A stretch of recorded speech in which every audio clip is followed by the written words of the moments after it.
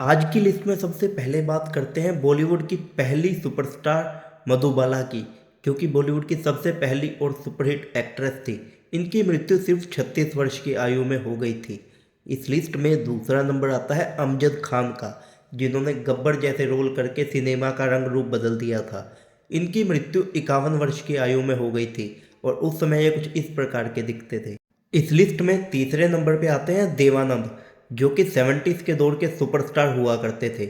इन्होंने बहुत ज़बरदस्त बॉलीवुड में फिल्में की हैं। इनकी मृत्यु 88 वर्ष की आयु में हुई थी।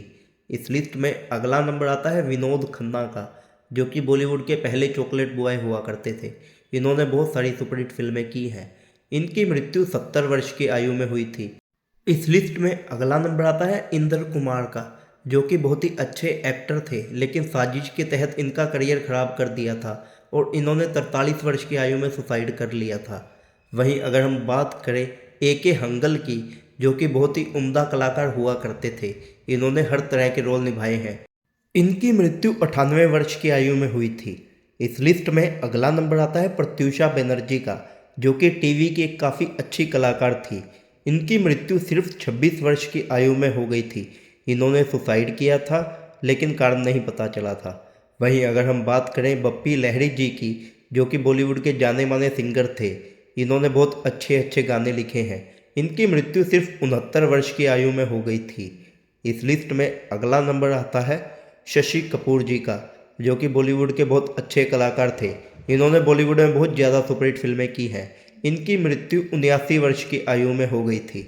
इस लिस्ट में अगला नंबर आता है शम्मी कपूर जी के भाई ऋषि कपूर जी का, जो कि बॉलीवुड के एक बहुत ही पॉपुलर कलाकार थे। इनकी मृत्यु 67 वर्ष की आयु में हो गई थी। इस लिस्ट में अगला नंबर आता है इरफान खान का, जो कि बॉलीवुड के बहुत अच्छे कलाकार थे। इन्होंने बहुत ज़्यादा सुपरहिट फिल्में की हैं। इनकी मृत्यु 53 वर्ष की आयु में हो गई थी।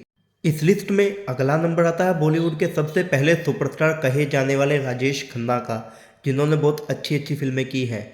इनकी मृत्यु 69 वर्ष की आयु में हो गई थी। इस लिस्ट में अगला नंबर आता है घनश्याम नायक का, जिन्होंने बहुत अच्छे अच्छे सीरियल किए हैं। इनका सबसे सुपरहिट सीरियल तारक मेहता का उल्टा चश्मा था। इनकी मृत्यु 77 वर्ष की आयु में कैंसर के कारण हुई थी। इस लिस्ट में अगला नंबर आता है सतीश कौशिक का, जिन्होंने बॉलीवुड में काफ़ी अच्छी अच्छी फिल्में की हैं। ये कॉमेडी रोल अच्छे कर लेते थे।